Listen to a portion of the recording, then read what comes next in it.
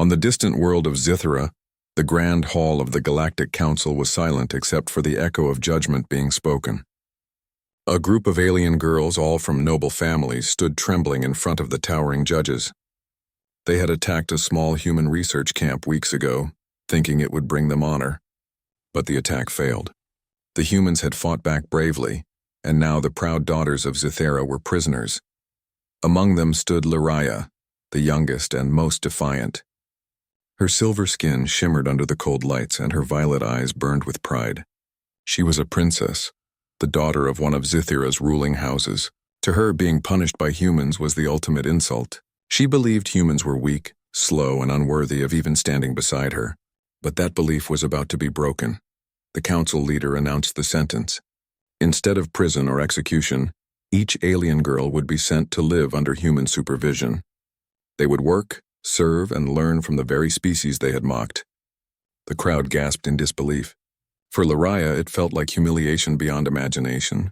She shouted that she would never bow to a human, but the guards ignored her. The judgment was final. When the humans entered the hall to claim their assigned servants, Lyraya's anger turned to confusion. Most humans looked uncomfortable, unsure how to handle the strange punishment. But one of them stood apart, a tall, quiet man with dark hair and calm eyes. He carried no weapon, no armor, only a simple data pad and a small emblem of the Terran Federation on his jacket. His name was Elias. The council clerk called out Lyraya's name and then his. "You will serve under this human's care until the duration of your sentence is complete." She looked at him with disbelief. "You?" she hissed. "A mechanic? A laborer?" Elias didn't reply. He simply nodded once and said, "Come, you'll be treated fairly." His voice was steady, not cruel, not mocking, just calm. That calmness unsettled her. As the guards escorted her to the transport shuttle, she kept her chin high, her eyes cold. The other alien girls whispered about their fates, some in fear, others in anger. But Lyraya was different. She promised herself she would never bend. She would outsmart this human, make him regret ever taking her. The flight to the outpost was silent. Elias didn't speak, and she didn't care to. Through the window, Lyraya watched the stars pass by, thinking about her world, her people, and how low she had fallen. A princess, now a servant. Her hands clenched at the thought. When they landed on Ardent 4, the air was cold and thin. The outpost was small. A handful of metal buildings surrounded by barren ground and glowing blue mist from the planet's surface. It looked nothing like the shining cities of Zithera. She expected cages, guards, or chains. Instead, Elias simply opened the door of a modest home and said, "This will be your room." Inside, she saw a clean bed, tools, books, and even a small heater. It was plain but comfortable. "Why?" she asked. "Why give me this?" Elias looked at her as if confused by the question. "Because you're not my enemy. You're someone who made a mistake." She turned away, angry. "You think kindness will make me obey?" "No," he said. "It will make you think." That night, she lay in bed staring at the ceiling. She expected mockery or cruelty. Instead, she heard Elias working quietly in the next room, fixing machinery, writing notes, and humming softly to himself. Every sound made her uneasy, not because it was harsh, but because it wasn't. Days passed slowly. He gave her small tasks: carry tools, record readings, clean filters. At first, she refused. When she broke one of his scanners out of spite, he didn't shout.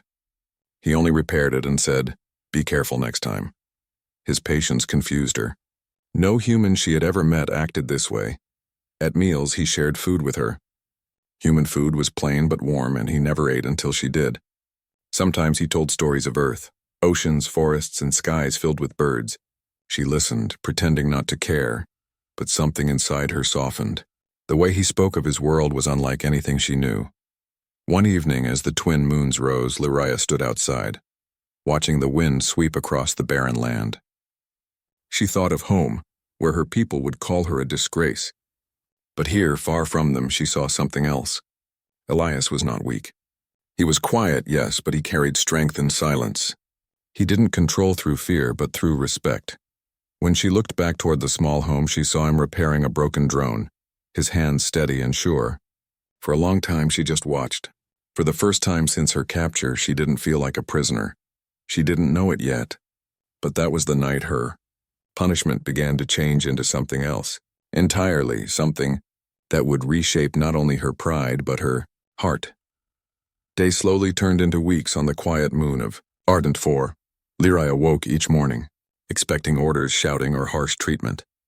But every day was the same quiet rhythm. Elias never treated her like a servant. He didn't bark commands or demand obedience. Instead, he gave her choices, small tasks, gentle instructions, and sometimes silence that forced her to think. It confused her deeply. Humans, she had believed, were primitive, yet this one worked with calm discipline that even Zitharan captains rarely showed. He fixed machines, tended the small garden, and maintained the colony's life systems.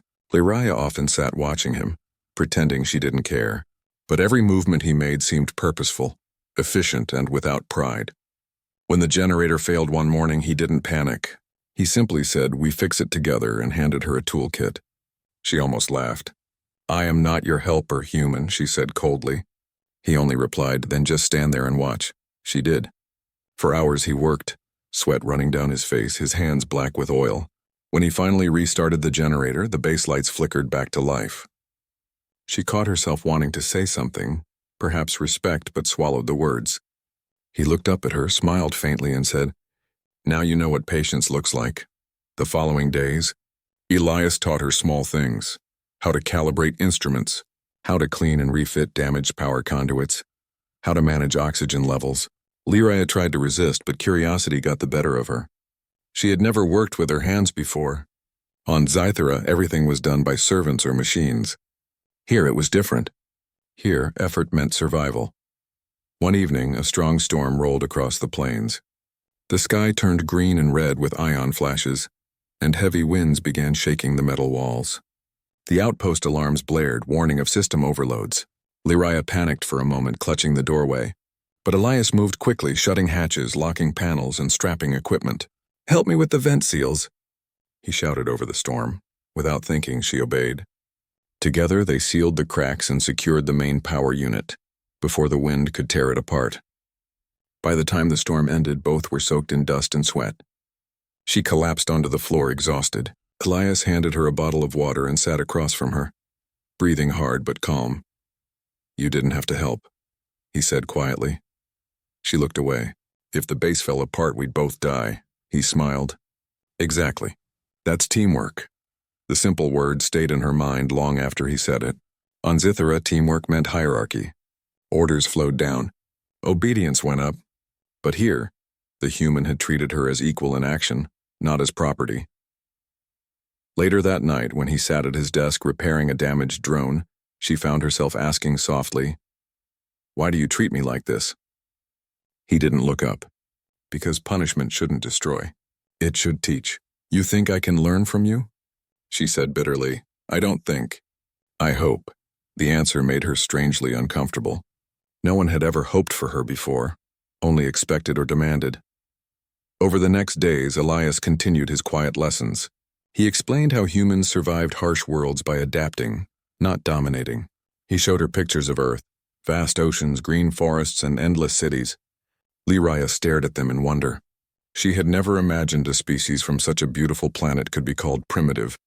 When she broke a valve by mistake, she expected shouting. Instead, he said, "It's fine. You'll fix it tomorrow." She spent hours the next day trying, failing, and trying again. When she finally repaired it, he nodded approvingly. "See?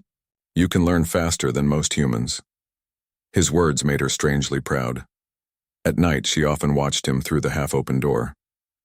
He never slept early. Sometimes he studied blueprints. Sometimes he wrote notes about alien biology. He worked as if the universe itself depended on him. She wondered what drove him: ambition, guilt, or something else. Once, when he noticed her watching, he asked, "Do you miss your world?" "Yes," she said quietly. "But not the way it was," he nodded. "Maybe one day you'll change it." She didn't reply, but a small spark of thought grew inside her. Days later, the supply ship arrived. The human crew looked nervous seeing her.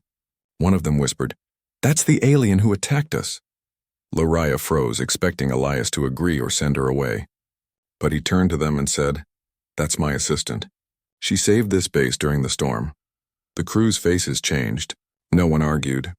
They simply nodded and left. When the ship was gone, Lyra stared at him. Why did you lie for me? I didn't, he said. You did help. That matters. For the first time, she didn't feel shame for being there. She felt seen. That night, as stars shimmered beyond the window, she thought about why, he had said, humans didn't seem to care about bloodlines or rank. They cared about effort, honesty, and choice. Elias was living proof of that. She lay awake for hours, realizing that every small act of kindness, every calm word, and every lesson he gave was changing her. The punishment that had begun as humiliation was slowly becoming something she couldn't describe. She wasn't just learning how to live with a human. She was learning what it truly meant to be alive.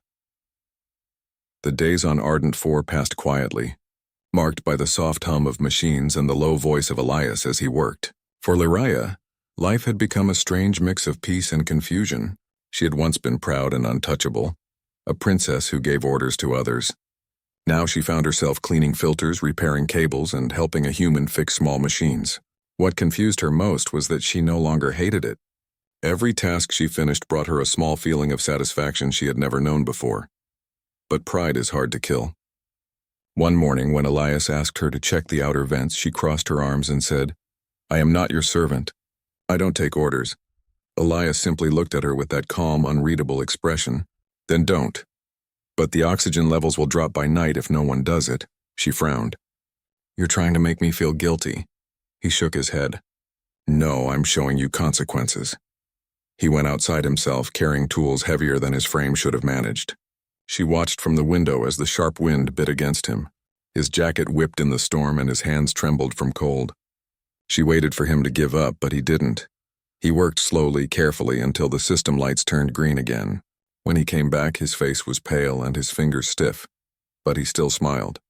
"The air will hold now. You're safe." Something in her chest tightened. She didn't understand why he risked himself for her. For hours she stayed silent, watching him repair another unit. Finally she said, "You could have ordered me." He looked up. "I don't order anyone." "Not anymore," the words caught her attention. "Not anymore?" He didn't explain.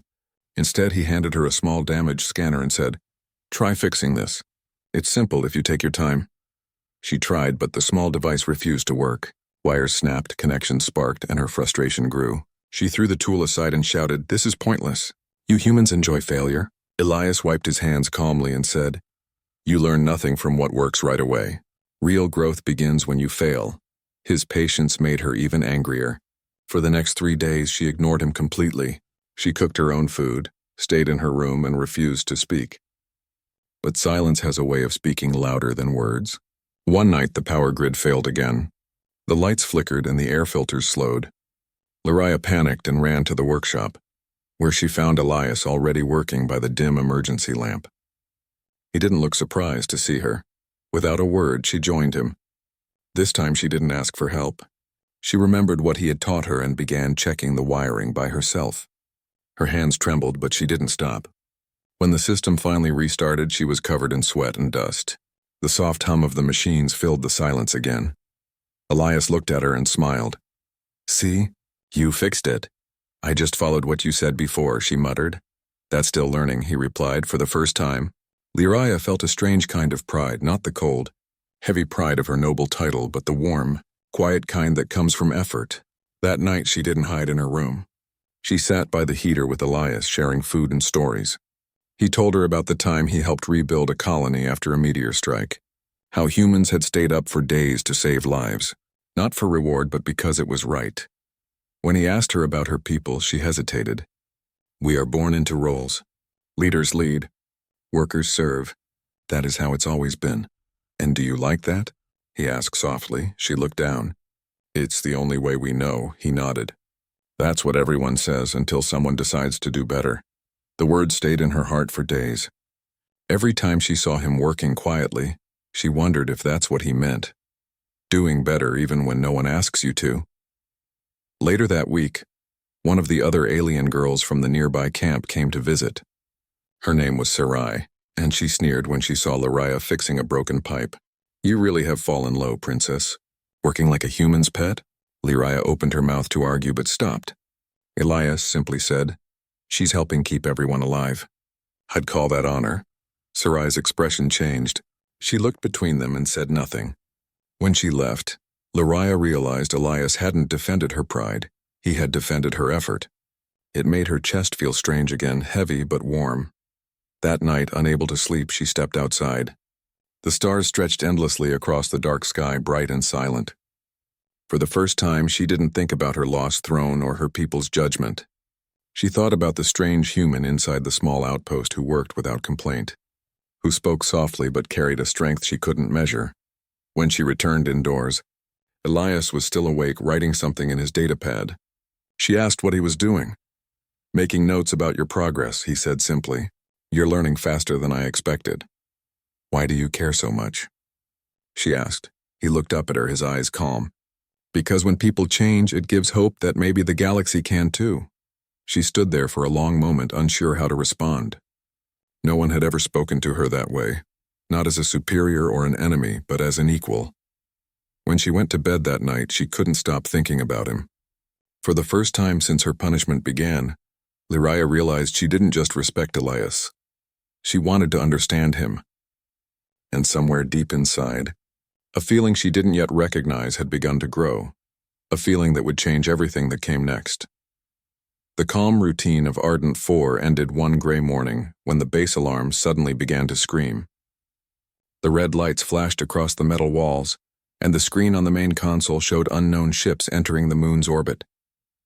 Lariah ran to the window and saw the sky glowing with fire. Several pirate crafts were descending fast, leaving trails of smoke behind them. The human colony had no army, only a few defense drones and weak shields. Fear spread quickly through the workers and alien girls stationed there.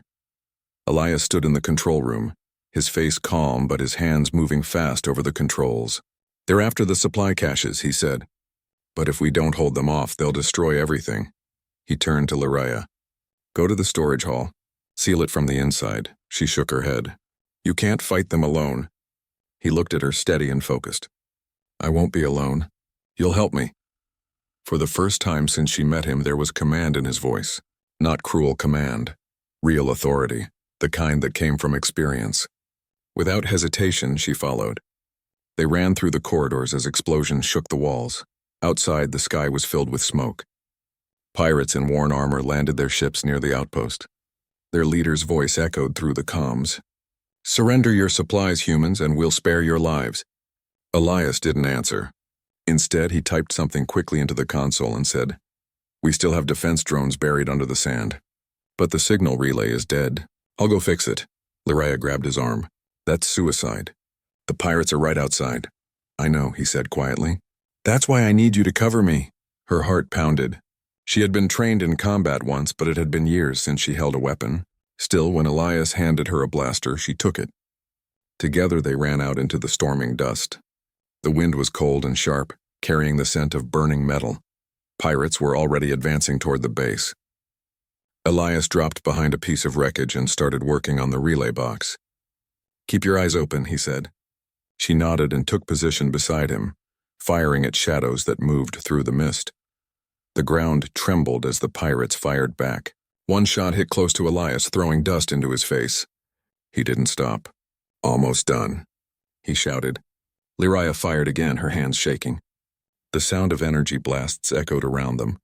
She had never been this scared, yet something deep inside her refused to run. Finally, Elias hit a button and a bright green light flickered on. The old defense drones hidden beneath the sand rose one by one, their weapons activating. The pirates froze in surprise as the drones fired. Within minutes, the first wave of attackers was forced to retreat. Lariah turned to see Elias bleeding slightly from a cut on his shoulder, but still standing tall. "You did it," she said breathlessly. He smiled faintly. "We did it." Before they could rest, another explosion shook the base. The pirates had sent in reinforcements. Several ships landed near the power station, threatening to blow the reactor. Elias wiped the blood from his arm and said, "If they hit the reactor, everything goes up. I have to shut it down manually." "I'm going with you," she said firmly. He looked at her, and for the first time she saw worry in his eyes. "If you come, you might die." She met his gaze steadily. "Then I'll die doing something real." They ran side by side through the burning corridors. Smoke filled the air and sparks rained from the ceiling. The pirates were already inside. Elias fought them with simple precision. never wasting a movement. Liraya fired to protect his back, covering him as he reached the control console. The sound of gunfire and alarms filled the air. When a pirate aimed at Elias from above, Liraya threw herself forward, pushing him down just as a blast struck the wall behind them. He looked at her in surprise. "You saved my life. Now we're even," she said breathlessly. Elias finished the shutdown sequence and the reactor lights dimmed. The remaining drones surrounded the pirates, forcing them to surrender. When the last blast faded, the base fell silent, except for the low hum of the emergency systems. The battle was over. Outside, the smoke began to clear. The horizon was glowing with soft red light from the rising sun. The outpost was damaged, but still standing. Humans and alien girls slowly came out of hiding, some cheering weakly. Elias stood in the center, his jacket torn, face streaked with dust. Liraya watched him, her heart heavy with emotions she didn't understand. When he finally turned to her, she said softly, "Why do you risk everything for people who don't even belong to your kind?" He looked toward the sky. "Because it doesn't matter where someone comes from. Life is life. You protect it if you can." She stared at him for a long time. That simple truth felt more powerful than any speech she had heard from her own leaders. When he finally walked away to check the wounded, she realized something inside her had completely changed. He was not just a human anymore in her eyes. He was something greater, something her people had never understood. And for the first time, she felt proud not of her blood or her title, but of the fact that she had stood beside him. That night, as the fires cooled and stars returned to the sky, Liraya lay awake listening to the quiet hum of repaired machines. The base had survived because of him, and she knew then that her punishment had become her salvation. Something had begun between them, something deeper than fear, stronger than pride, and it would only grow from here. The next morning, Ardent 4 was quiet again. Smoke still rose from broken towers and the air smelled of burnt metal. Liraya walked through the outpost slowly, helping the others clean the ruins. Every step she took felt different now. She no longer felt like a prisoner. She felt like a part of something greater. The human workers thanked her when she passed. The other alien girls, who once mocked her for serving a human, now looked at her with respect. Elias was repairing the main power grid near the command room. His arm was wrapped in bandages, but he kept working as if the pain didn't matter. Liraya approached him quietly. "You should rest," she said. He smiled without looking up. "I will when this base can run on its own again." She folded her arms, pretending to be annoyed, but there was a small smile on her face. She stayed beside him, handing him tools and tightening bolts without being asked. For hours they worked together in silence.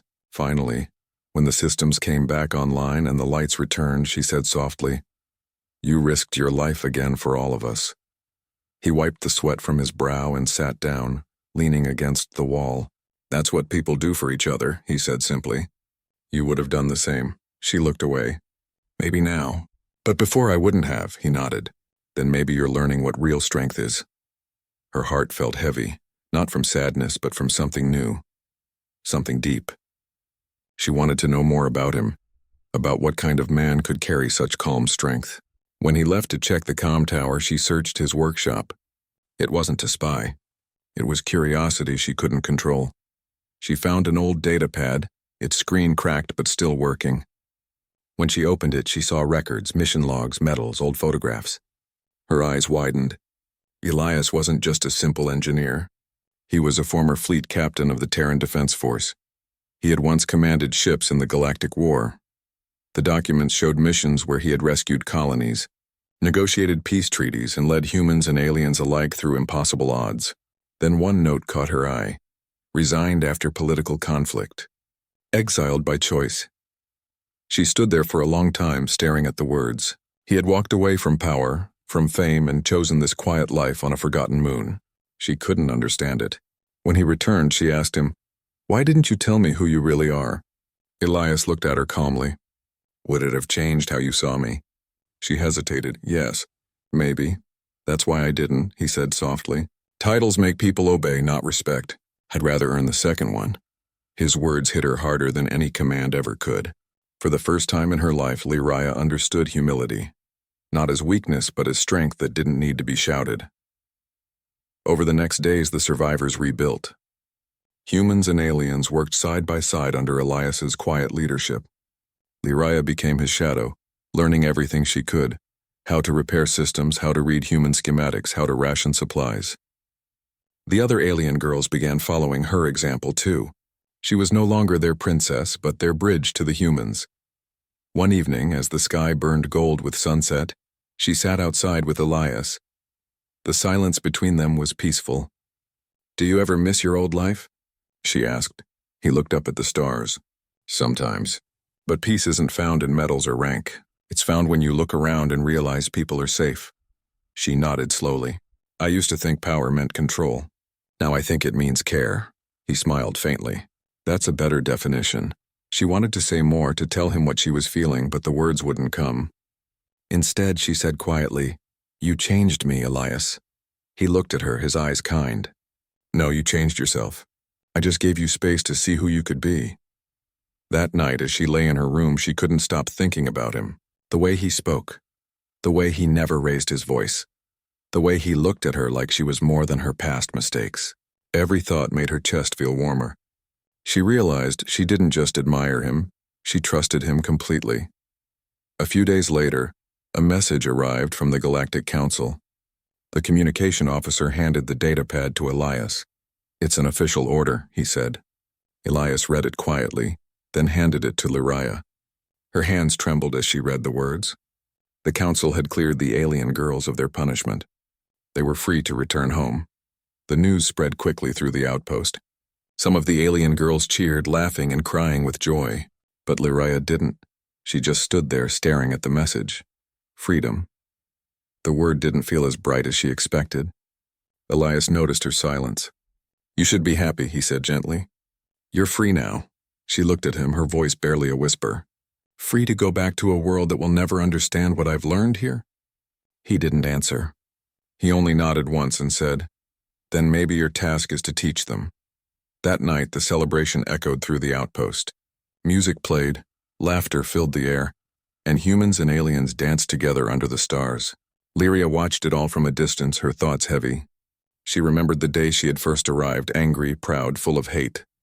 Now she stood as someone else entirely, and it was all because of one quiet human who saw her not as a criminal, but as a person who could change. When the music faded, she found Elias standing outside, watching the horizon. She walked up to him and said softly, "When I leave, will you miss me?" He smiled, looking at the stars. "I'll miss what you became." She wanted to say something more, but words felt small compared to the feeling in her heart. She looked at him one last time, memorizing every detail, the calm eyes, the quiet strength, the kindness that had reshaped her world. Days passed after the council's message, and the air around the base felt strange. Everyone was talking about leaving, planning their return to their homeworlds. The alien girls packed their belongings, whispering about families, cities, and freedom. But for Liraya, the word freedom no longer sounded like it once did. She had dreamed of this day when she first came to Ardent 4, of walking away from humans forever. Now she couldn't imagine life without them, especially without Elias. She tried to avoid him at first, thinking that distance would make leaving easier.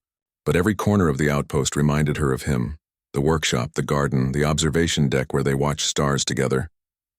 His presence was everywhere, even when he wasn't near. Elias, as always, continued his work quietly. He didn't show sadness or joy about the upcoming departures. He spent his days helping others prepare their ships, repairing old engines, and ensuring everyone had what they needed to leave safely. He spoke little but smiled often, his calm voice keeping everyone steady. One evening, Liraya entered the workshop and found him fixing a generator. The smell of oil filled the air and the sound of tools echoed off the walls. "You're still working," she said softly. He looked up. "Someone has to make sure this place survives after everyone leaves." She walked closer. "And what about you? You'll stay here alone?" He wiped his hands and gave a small shrug. "Someone has to maintain the beacon. If new settlers arrive, they'll need power and oxygen." Liraya frowned. "You always think of others. Don't you ever think of yourself?" He smiled faintly. "I used to." It didn't make me happy. His words made her chest tighten. She wanted to say something, but the right words wouldn't come. Instead, she quietly picked up a wrench and began helping him without asking. They worked side by side for hours in silence, their movements smooth and natural as if they had been doing it for years. When they finally finished, Elias leaned back and sighed. "You've gotten good at this," he said. "I had a good teacher," she replied. He chuckled softly. "You had patience. That's rarer."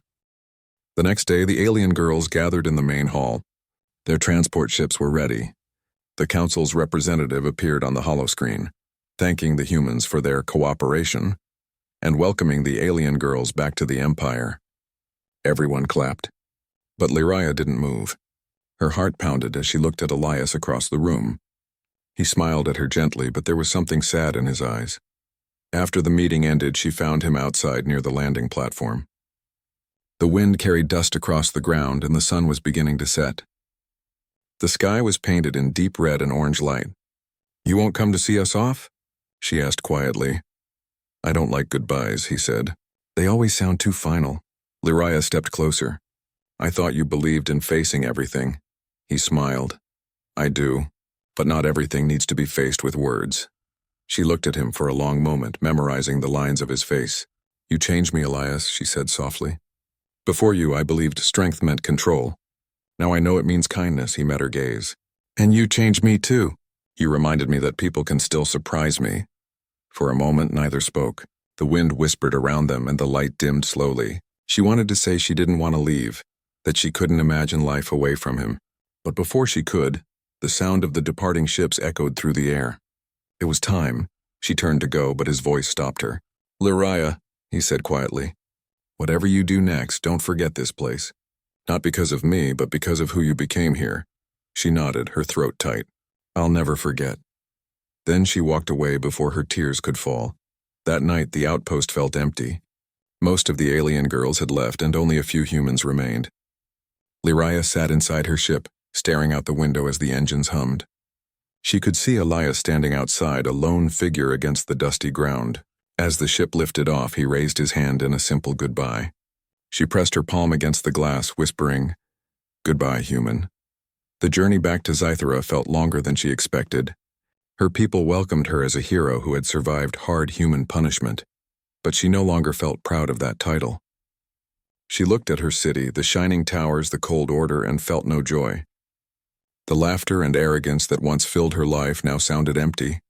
Every night she thought of Ardent 4, the storms, the hard work, the quiet meals, and Elias's calm eyes. She missed the sound of his voice, the way he said her name, the way he believed in her when she didn't believe in herself. Months passed. Her people tried to use her as a symbol of survival, but she refused their parades and titles. Instead, she began teaching others what she had learned: respect, equality, effort.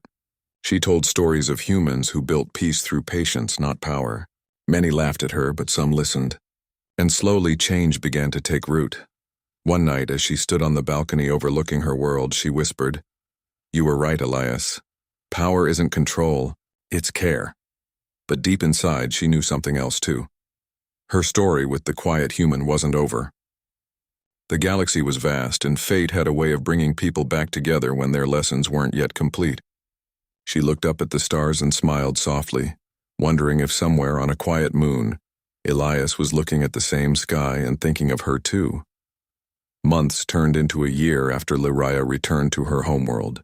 Scythera was as beautiful as she remembered, its silver cities gleaming under twin suns, its people proud and regal. But to her eyes, everything now looked empty. The halls of power felt colder. The voices of nobles sounded hollow. Her mind often drifted back to the dusty outpost on Arden 4, to the quiet sound of Elias's voice and the warmth of his calm presence. She tried to rebuild her old life. The council restored her title, and her family welcomed her with celebration.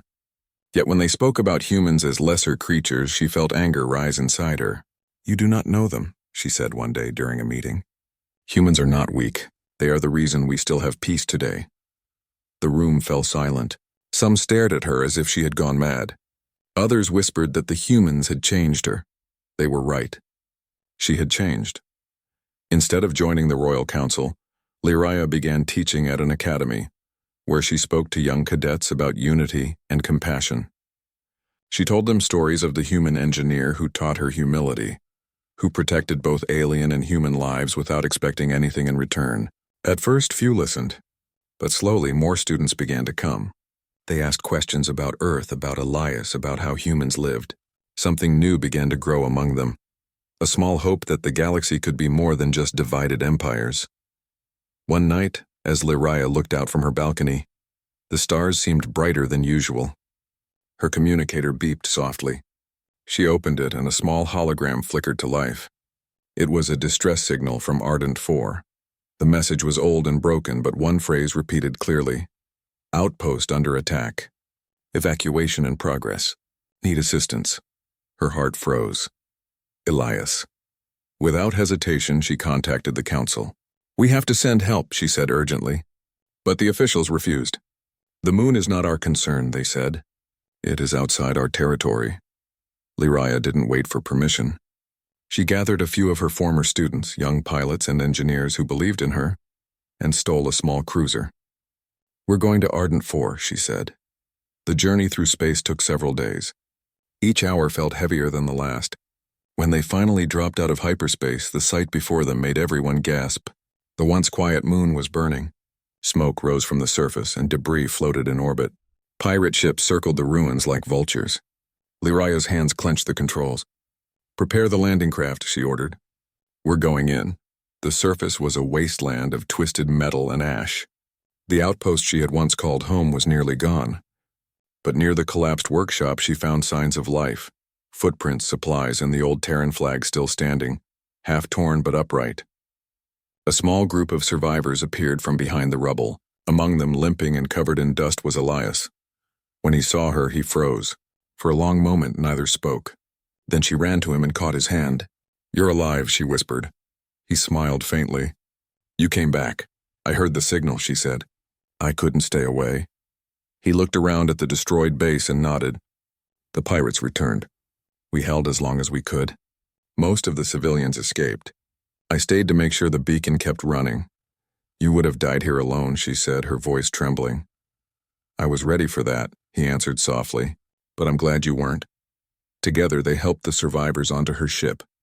Her students looked at him with awe when they learned who he was, the legendary human who had turned punishment into peace. When the engines roared and the ship rose from the burning ground, Lyria felt tears in her eyes. Ardent 4 disappeared beneath them, but she knew its spirit would live on. Later, in the quiet of the ship, Elias and Lyria sat side by side near the observation window. The stars stretched endlessly ahead. I didn't think I'd ever see you again, he said. I didn't think I'd ever leave you behind, she replied. He smiled faintly. You built something better on your world. You gave them hope. That's more than I ever did. You gave me that hope, she said, and I passed it on. For a moment, silence filled the cabin. The galaxy outside shimmered with light, vast and alive. Then Lyria said softly, What will you do now? Elias looked thoughtful. Maybe rebuild again. Maybe start a school somewhere far away, somewhere people still believe in peace. She turned to him. Then let me help. I don't want to return to a world that only remembers its pride. I want to build the one you dreamed of. He studied her for a moment and then nodded. Then we'll build it together. Years later, stories spread across the stars about a new academy built on a neutral world, a place where humans and aliens studied side by side. Its founders were a quiet human engineer and a former Zytheran princess. They taught not war but understanding. Many came from distant systems to learn the strange philosophy that power without compassion meant nothing. And sometimes, on clear nights when students walked outside and looked up at the twin moons, they would see two figures sitting together near the observatory window, an alien woman with silver skin and a human with calm, steady eyes. They said the two often sat in silence, watching the stars and smiling, as if remembering a dusty moon called Ardent 4, where punishment became friendship, pride became humility, and love quietly found its place among the stars.